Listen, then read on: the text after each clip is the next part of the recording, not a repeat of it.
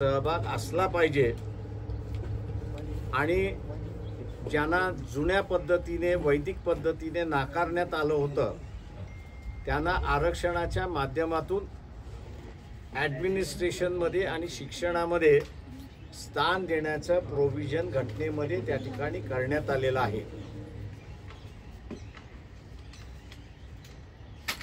Supreme कोर्टाने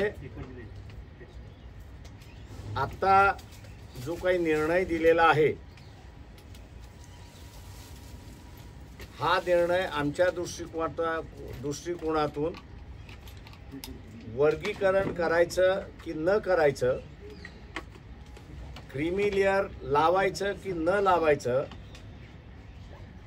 याचा निर्णय कोर्ट घेऊ शकत नाही। तर याचा निर्णय पार्लमेंटलाच घेण्याचा अधिकार आहे अशी परिस्थिती आहे। दुसरं महत्त्वाचं आम्ही असताना सुप्रीम कोर्टाच्या जजेस पुढे मांडणार आहोत आणि आणणार आहोत आणि ते म्हणजे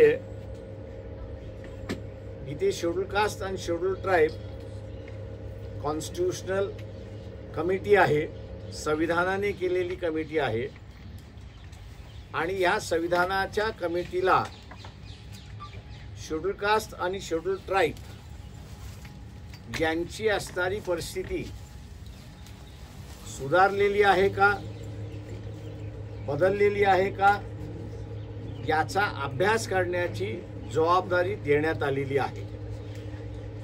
कुठल्याही शेड्यूल कास्ट आणि शेड्यूल ट्राइब कमिशनने असं कुठेही नमूद केलेलं नाही की एससी आणि एसटी यांची जी प्रगती झाली पाहिजे होती ती 70 वर्षामध्ये झाली आहे असं कुठंच नमूद केलेलं नाही। आणि त्याच्यामुळे कोर्टाने जे सुमोटो आपल्यावरती जबाबदारी घेऊन काही जणांच्या पिटिशनवरती हे जजमेंट दिलेलं आहे, हे जजमेंट आम्ही असताना मानतोय की देशाच्या बेसिक स्ट्रक्चरच्या विरोधात आहे असं मी त्या ठिकाणी मानतोय। हा देश कधीही एकत्र नव्हता आणि त्याचं सगळ्यात मोठं कारण जात ही होती अशी परिस्थिती आहे, धर्म होता अशी असणारी परिस्थिती आहे।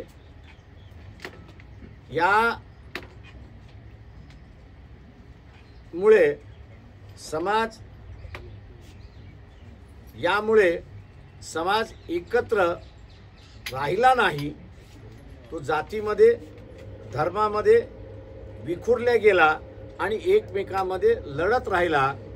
आणि म्हणून भारताबाहेरच्या ज्या शक्ती होत्या या सगळ्यांनी भारतावरती राज्य केलं अशी असणारी परिस्थिती आहे। ही परिस्थिती पुन्हा येऊ नये भारतावरती म्हणून सर्वांचंच सरकार असलं पाहिजे। या देशातली मानसिकता लक्षात घेताना काही गोष्टी जबरदस्तीने केल्या पाहिजेत आणि आरक्षण हे जबरदस्ती आहे असं मी त्या ठिकाणी मानतो।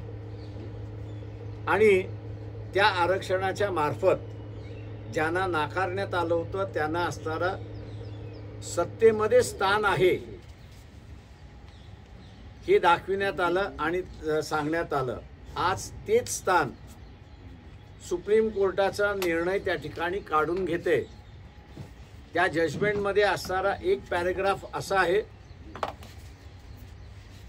की तो असं म्हणतो की एकदा तुम्ही लाभ घेतला तर तुम्ही यादीच्या बाहेर आहात अशी परिस्थिती आहे।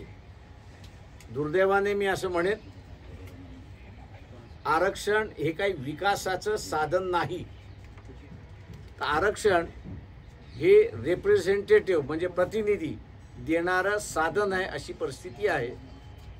तेव्हा जजमेंटमधल्या अनेक गोष्टी आहेत की ज्याच्याबद्दल इथे आक्षेप आहे आणि त्याच्याच बरोबर कुठेतरी शंका निर्माण करणारी अशी परिस्थिती आहे। हे जजमेंट जर राहिलं आणि उद्याच्या कालावधीमध्ये प्रतिनिधित्व मिळालं नाही तर मग ते प्रतिनिधित्व मिळवण्यासाठी माणसं कुठल्याही टोकाला जातील अशी परिस्थिती आहे आणि म्हणून हे जजमेंट देशाच्या एकतेलाच स्ट्राईक करतंय अशी असणारी परिस्थिती आहे. हा जो बाबासाहेब आंबेडकरांनी भारतीय मासला हेट्रोजिनियस मास असं म्हटलं, त्यांनी असं म्हटलं की आम्ही या हेट्रोजिनियस मासमध्ये काही मुद्द्यांवरती एकमत आणलेलं आहे आणि हे एकमत यापुढे चालत राहिलं तर इंटरनल कॉन्फ्लिक्ट जे आहेत, मतभेद जे आहेत, हे काळाच्या ओघामध्ये ॲडजस्ट होत जातील आणि जे कन्व्हर्जन्सचा मुद्दा संविधानाच्या मार्फत आम्ही आणलेला आहे त्या मार्फत हा देश आपल्या पायावरती त्या ठिकाणी उभा राहू शकतो अशी असणारी परिस्थिती आहे. पण याच जजमेंटमध्ये एकोपा करण्याच्या ऐवजी विभक्तपणा आणण्याची प्रक्रिया त्या ठिकाणी सुरुवात झालेली आहे. मी दुर्दैवाने असं म्हणेन की सुप्रीम कोर्ट नेहमी मेरिटच्या असणाऱ्या गोष्टी त्या ठिकाणी करतात, परंतु या ठिकाणी डेव्हलपमेंटचा ऑल्टरनेटिव्ह मार्ग असू शकतो, आरक्षण हा मार्ग होऊ शकत नाही, त्याची चर्चा ह्या जजमेंटमध्ये केलेली नाही अशी परिस्थिती आहे. आणि म्हणून उद्या ज्यावेळेस हा रिव्ह्यूला येईल तेव्हा आमचं कोर्टाला असं म्हणणं आहे की लार्जर इंटरेस्टमध्ये हा रिव्ह्यू त्यांनी असणारा एक्सेप्ट करावा आणि जे मुद्दे त्यांच्या जजमेंटमध्ये नाही त्या त्याची असणारी चर्चा ही होणं अत्यंत महत्त्वाचं आहे आणि ते सुप्रीम कोर्ट ग्राह्य धरेल असं आम्ही त्या ठिकाणी मानतो आहोत. आपण आता विचारा सर. पक्षाच्या वतीने डॉक्टर अनिकेत मून हे प्रोफेसर आहेत दीक्षाभूमीच्या कॉलेजमध्ये. वंचित बहुजन आघाडी आणि विद्वत सभेच्या वतीने त्यांचं उद्याचं असणारं हे पिटिशन हिअरिंगला येते अशी परिस्थिती आहे. सर, राहुल गांधी जे बोललेले आहेत ते सुप्रीम कोर्टाचीच लाईन त्यांनी पुढे नेली आहे, त्याच धर्तीवर त्यांचं ते बोलणं होतं, ते वाक्य होतं ज्याला आपल्या संघटनेने पण विरोध केला. मुळात माझं म्हणणं असं आहे की इथे असणारा आरक्षणाचा मुद्दा हा विकासाचा मुद्दा की प्रतिनिधित्वाचा मुद्दा याचं फायनल डिसिजन सुप्रीम कोर्टाने त्या ठिकाणी दिलं पाहिजे. आत्तापर्यंत जे काही वक्तव्य आलेलं आहे त्या वक्तव्यावरनं असं दिसतंय की आरक्षण हा विकासाचा मुद्दा म्हणून त्या ठिकाणी धरण्यात आलेला आहे. हे चुकीचं इंटरप्रिटेशन आहे असं आम्ही त्या ठिकाणी मानतो. सर, दुसरं म्हणजे मध्यंतरी राहुल गांधींनी जे वक्तव्य केलेलं होतं आरक्षणासंबंधी, त्यानंतर वंचित बहुजन आघाडीकडून आणि जे लेखक आहेत किंवा असीम सरोदे असतील पुण्यातील लेखिका प्रज्ञा पवार आहेत यांच्या घराबाहेर आंदोलन करण्यात आलेलं होतं, त्यांना लक्ष्य केलं गेलेलं होतं. आता त्यानंतर अनेक लेखक लेखिका आहेत त्यांनी तुमच्या पक्षाच्या विरोधात भूमिका घेतलेली आहे, पत्रसुद्धा दिलेलं आहे. तर वंचितची नेमकी याबाबत भूमिका काय आहे? आम्ही असताना आमच्या भूमिका स्पष्ट केलेल्या आहेत त्या सगळ्या संदर्भात की तुम्ही लोकसभेमध्ये संविधान वाचवावं म्हणून असणारं मतदान मागितलं, लोकांनी मतदान दिलं, त्याच्यामध्ये आरक्षणाचा वर्गही होता, ही वस्तुस्थिती आहे.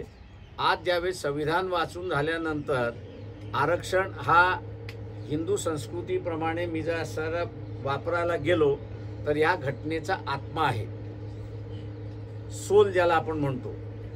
आरक्षण हे सोल आहे, त्या सोलवरतीच हमला ज्यावेळेस केला जातोय त्यावेळेस ज्यांनी प्रचार केला की संविधान वाचला पाहिजे हे सगळेजण मुख घेऊन बसलेले आहेत आणि हमला करणारे जसे BJP वाले आहेत तसे काँग्रेसवाले आहेत अशी असणारी परिस्थिती आहे. त्याच्यामुळे ज्यांनी काँग्रेसचा प्रचार केला, इंडिया आघाडीचा प्रचार केला, NCPचा प्रचार केला, उद्धव ठाकरे यांच्या पक्षाचा असणारा प्रचार केला, त्यांच्याकडून अपेक्षा होती की आरक्षणाच्या मुद्द्यावरती त्यांनी असणारा आपली स्पष्ट भूमिका त्या ठिकाणी मांडली पाहिजे. आणि जे विद्यार्थी गेले होते त्यांनी असणारा त्यांना साधा प्रश्न विचारला होता की तुम्ही राजीव गांधीच्या भूमिकेशी सहमत आहात का, आणि राहुल गांधीच्या आणि काँग्रेसच्या भूमिकेशी तुम्ही सहमत आहात का, आणि त्यांच्याशी सहमत नसाल तर तुम्ही त्याला कंडेम करा. ही दोन मागणी त्यांनी असणारा त्या ठिकाणी ठेवली होती. पण आज तागायत कुठल्याही लेखकाने, विचारवंताने ज्यांनी काँग्रेसचा प्रचार केला तेव्हा काँग्रेस आणि राहुल गांधी यांची भूमिका घटनेला अनुसरून नाही, चुकीची आहे असं कुठेच म्हटलेलं नाही. तर यामध्ये रावसाहेब कसबे, त्याचबरोबर प्रज्ञा पवार, असीम सरोदेंचा तर निर्भय बनवण्यामुळे तुम्ही भूमिका घेतलेली आहे, पण प्रज्ञाताई पवारांसारख्या व्यक्तीवर ज्या पद्धतीने ट्रोलिंग केलं जातं आहे, ज्या पद्धतीची अश्लाघ्य भाषा वापरली गेली, असं हे करणं तुम्हाला पटतंय का? हा विरोध करताना प्रश्न असा आहे की आमच्याकडून असणारा कुठलीही अश्लील भाषा झालेली नाही. त्या सगळ्या याच्यामध्ये रावसाहेब कसबेंच्या घरासमोर झालं असेल किंवा असीम सरोदेसमोर झालं असेल किंवा यशवंत मनोहर यांच्या घरासमोर झालेलं असेल. त्यांना असणारं लोकांनी निवेदन दिले आणि शांततेने तिथल्या असणाऱ्या बाहेर पडले. माझ्या अंदाजाने ज्यांनी असणारं काँग्रेसची भूमिका घेतलेली आहे त्यांनी असणारं लक्षात घेतलं पाहिजे की बाबूराव बागुल यांचं असणारं एक पुस्तक होतं, मी जात जेव्हा चोरली, जुन्या काळचं होतं ते, 72-73 सालचं होतं ते. आणि त्याच्यामध्ये हा जो शिकलेला वर्ग जो आहे तो कसा ब्राह्मणी झालेला आहे आणि हळूहळू तो कसा मनुवादी होतोय याचा त्यांनी असणारा उल्लेख केलेला आहे. बाबूराव बागुलांचं पुस्तक हे आजही माझ्या अंदाजानं बाजारामध्ये खपल्या जाते आणि नवीन जनरेशन जी आहे त्या नव्या जनरेशनला ही सगळी माणसं त्या धर्तीवरती दिसत आहेत अशी परिस्थिती आहे. आणि म्हणून त्यांना ट्रोल केला असेल आणि वाईट भाषा वापरली असेल तर मी एवढंच अपील करेन की ट्रोल करा पण भाषा सुधरवा. सर, असंच प्रकारचं आंदोलन भाजपच्या नेत्यांच्या विरोधात त्यांच्या घराच्या बाहेर कधी दिसलं नाही तेवढ्या तीव्रपणे. ते हा बेसिकली असणारा इथे एका वर्गाला म्हणजे SC ST आणि OBC हा जो वर्ग आहे या वर्गाला सिस्टमच्या बाहेर घालवण्याचा असणारा मार्ग आहे आणि त्याच्या विरोधात ते असणारा लढतात आहेत की आम्हाला संविधानाने सिस्टममध्ये आणलं आणि आता कोर्टाच्या निर्णयाचा आधार घेत हे पक्ष आम्हाला सिस्टमच्या बाहेर घालवतात आहेत. त्याच्या विरोधातला हा राग आहे असं मी त्या ठिकाणी मानतो. संपला असं समजू. हा विषय संपू. सर, या संबंधी आहे राहुल गांधींनी जी भूमिका मांडली त्याला राजरत्न आंबेडकर हे सुद्धा सहमत आहे. स्वतः त्यांनी व्हिडिओ. थँक्यू. मला कोणाशीच काहीच बोलायचं नाहीये. आमची जी भूमिका होती, पक्षाची भूमिका होती ती आम्ही मांडतो. थँक्यू सगळ्याजण. राज्यभरामध्ये अनेक ठिकाणी थँक्यू सगळेजण. राजकीय पक्ष शरद पवारांनी आज जी भूमिका मांडलेली आहे, मराठा आरक्षणाला पाठिंबा आहे, मात्र इतर लहान घटकांचा सुद्धा विचार केला गेला पाहिजे. त्यांची पूर्ण बातमी आली नाही, ती आल्यानंतर मग मी कमेंट करेन. ओबीसी आणि मराठा आंदोलन सुरू आहे. आता मारामारीपर्यंत प्रश्न आलेला आहे. तुम्ही जरांगेंना आधी पाठिंबा दिला होता, स्वतः जाऊन त्यांना भेटले होते, आता तुम्ही त्यांना विरोध. आम्ही असं तुम्ही आमची भूमिका कधीच बघितलेली नाही. तुम्हाला असणारा सिलेक्टिव्हली उचलणं हा असणारा सवय झालेलाचा भाग आहे, त्याच्यामुळे असं झालेलं आहे. आम्ही त्याही वेळेस असताना म्हणालो होतो की OBCचं ताट वेगळं असलं पाहिजे आणि मराठा समाजाचं असणारं ताट वेगळं असलं पाहिजे. आज आम्ही पुन्हा असणारं त्या ठिकाणी रिपीट करतोय की जरांगे पाटील यांनी जी मागणी मागितलेली आहे की OBCतून आरक्षण द्यावं, त्याला आमचा असणारा पूर्ण विरोध आहे. 55 लाख सर्टिफिकेट जे इश्यू केलेले आहेत ते रद्द करावं ही आमची असणारी मागणी आहे. जो कोणी OBC आहे त्यांनी अर्ज करावा, कागदपत्र दाखल केली तर त्याला OBCचं सर्टिफिकेट मिळू शकतं. पण शासन जे वाटप करत आहे त्याला आमचा असणारा विरोध आहे आणि तो विरोध राहील. भिवंडी सर राज्यभरामध्ये अनेक ठिकाणी दंगल सुरू आहे. सर एक प्रश्न. थँक्यू. राज्य शासनाच्या धनगर समाजाला मुस्लिम समाजाला टार्गेट केलं जात आहे. 12 ठिकाणी दंगल झालेली आहे. भाजपचं राज्य आहे, तुम्ही काहीच बोला. धनगर समाजाला बोलेल त्याच्यावरती. आज माझी असणारी ही फक्त आज असणारं ही फक्त असणारं रिव्ह्यू पेटिशन जे आहे त्या रिव्ह्यू पेटिशनच्या संदर्भातच आहे आणि तेवढ्याच पुरतं मी आता मर्यादित. मी रिव्ह्यू पेटिशनच्या संदर्भातला आहे, रिव्ह्यू पेटिशनच्या संदर्भातच मर्यादित राहणार आहे. कर्नाटकच्या आणि तेलंगणाच्या सरकारने SST वर्गीकरण आणि क्रिमिनल लागू करण्यासाठी कमिटी स्थापन केली, त्याकडे काय? थँक्यू. हिंदीमध्ये चालू करा.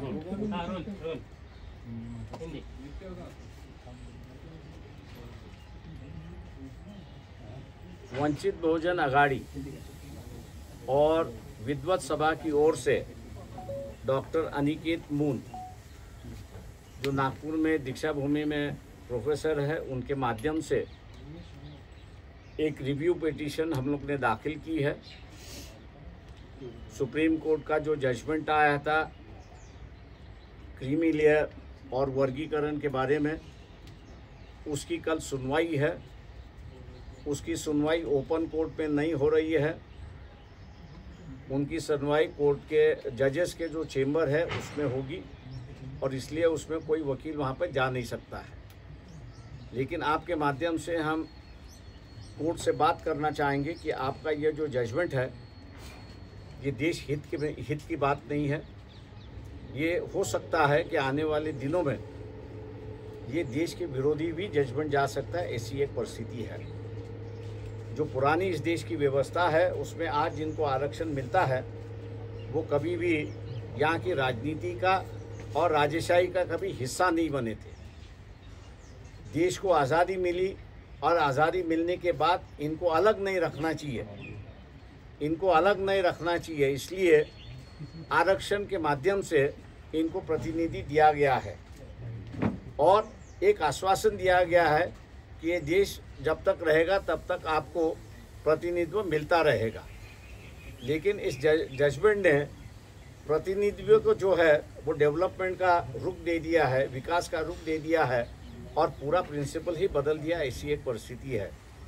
कुछ समाज का डेवलपमेंट हुआ है, कुछ समाज का डेवलपमेंट नहीं हुआ है। इसी को विभाजन करते हुए आरक्षण के लिस्ट के बाहर भेजने का माध्यम भी इस जजमेंट में है।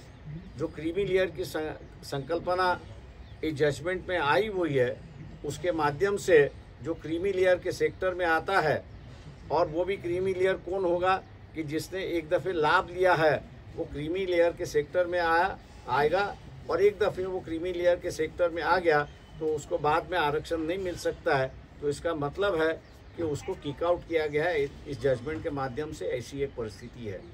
हम लोग सुप्रीम कोर्ट के जजेस से विनती करते हैं कि ये आपका क्षेत्र नहीं है, विकास हुआ या नहीं हुआ इसलिए संविधान ने शेड्यूल कास्ट और शेड्यूल ट्राइब की कमीशन की प्रोविधान उस संविधान में ही की है, और किसको रखना और किसको नहीं रखना ये अधिकार सुप्रीम कोर्ट का रहा है, और इसलिए सुप्रीम कोर्ट का अधिकार, पार्लियामेंट का अधिकार सुप्रीम कोर्ट ने इस्तेमाल किया है।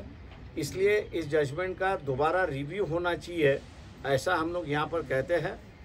हम लोग उम्मीद करते हैं कि देश हित की बात को देखते हुए ये जजमेंट समाज को और विभक्त बना रहा है, और यही विभक्त बना था कि इसलिए देश आज़ाद नहीं रहा।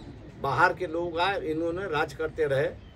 संविधान के माध्यम से इकट्ठा लाने की जो कोशिश हो रही है, मैं समझता हूँ कि ये जजमेंट उसके खिलाफ है, और इसलिए सुप्रीम कोर्ट के जो जजेस है इसको दोबारा देखेंगे और खुली कोर्ट में इसकी सुनवाई करेंगे, ऐसे उम्मीद हम लोग करते हैं।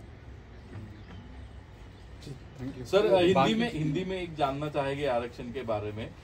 जिस तरह से मनोज जरांगे महाराष्ट्र में मांग कर रहे हैं कि उनको ओबीसी में से आरक्षण चाहिए, उसी तरह से धनगर समुदाय भी एसटी में से आरक्षण मैं मांग इतना रहा ही है। कहूँगा कि आज की जो प्रेस कॉन्फ्रेंस है मैंने रिव्यू पिटीशन के बारे में ही रखी है, और कोई सवाल हो गया तो बाद में उसका जवाब दूंगा। आप ये कह रहे हो कि पार्लियामेंट्री जो इसमें सब है वो जुडिशरी अब इसमें इंटरवेन कर रही है इस सब मामलों में, जो उसका अधिकार क्षेत्र है, तो मतलब आप इसके इसलिए तो हमने कहा कि भैया जो क्षेत्र आपका नहीं है, इंक्लूजन करना और एक्सक्लूजन करना ये पार्लियामेंट का अधिकार है, लेकिन आपके जजमेंट ने इंक्लूजन और एक्सक्लूजन की बात कही है और प्रिंसिपल्स भी रखा है।